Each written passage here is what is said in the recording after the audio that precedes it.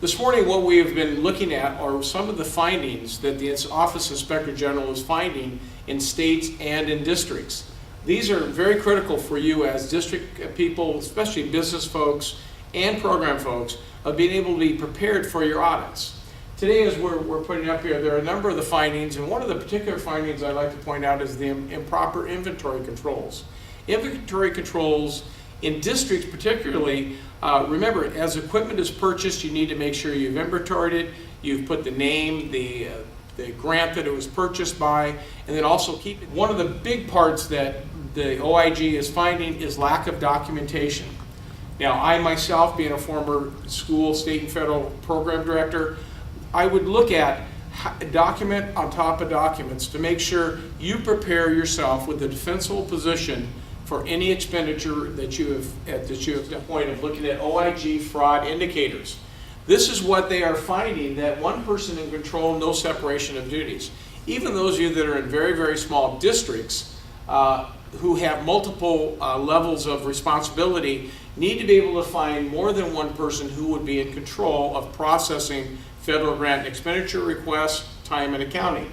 Now, if you look to the lack of internal controls, as you see here, that's where you want to look at, and you can develop that from the school site level all the way through to the district office, making sure that you have multiple people that are reviewing expenditure requests. Now, we've talked about supplements to plan.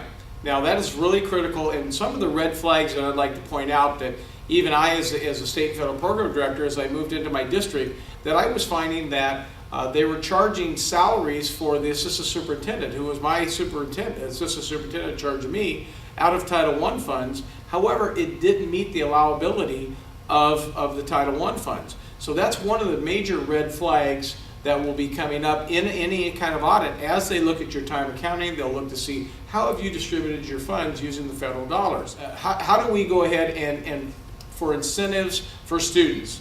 Now, a lot of times they'll come in and they'll say, well, I really want to purchase Letterman jackets for everybody on the campus because that'll be school safety, it'll really promote spirit. How does that tie to the academic achievement of each school? You have to ask yourself that question.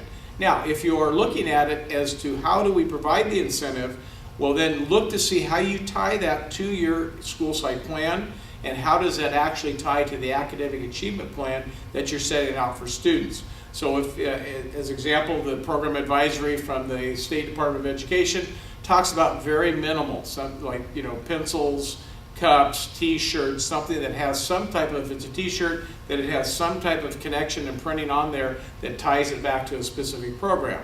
So those are some of the major red flags that'll pop out. I myself was asked one time, we really want to purchase chlorine for the swimming pool out of Title I funds. And I kind of looked and I said, well, I can probably come up with a defensible position on that the kids would be swimming, therefore they'd be more fit, therefore the oxygen would run more to their brain, therefore they would be much better and their achievement would close the gap.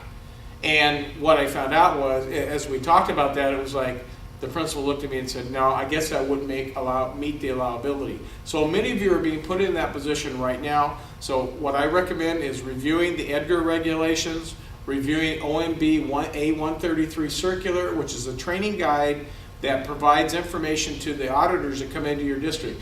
That will prepare you not only for an audit, but prepare you for building a defensible position when you are saying to your cabinet level personnel, you know what, that's not allowable expenditure out of Title I fund. That was a great question, and I really appreciate it because that's how you get the information. Are there any other further questions before we finish today? Yes, in the back.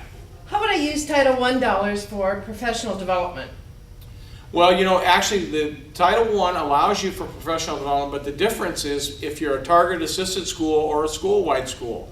If you're at a target assisted school, which are targeted identified students, now remember you've identified students at those schools based on multiple measures, the professional development dollars must be focused on those teachers who are actually providing the instruction to those target assisted students.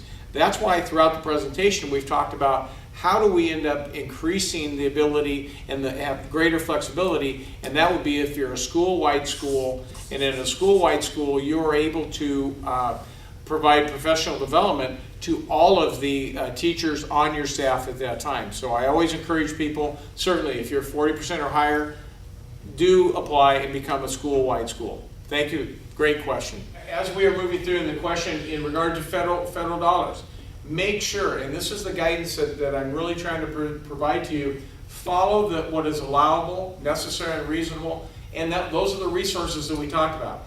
Having been a program person and realizing that program and fiscal have to come together here, I as a program person had to find those resources which are there, which is the Edgar, and then there's the OMB A87, which will list for you allowable expenditures for Title I, and then also the A133 that I mentioned earlier. That will assist you in using your federal dollars correctly. Coordinated use of funds. One of the things we talk about regularly is looking at comparable programs.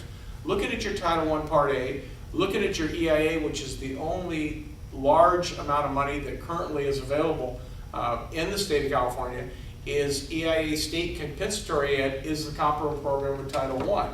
EIA LEP is the comparable program to Title III. So using the coordinated use of those funds. But really, most importantly, is that you don't want to have this, and this is what I feared all the time. Going to federal prison. Now, the reason I say that is I look good in jeans and I look good in denim, at least that's what my wife tells me, but I don't want to do it full time at Leavenworth.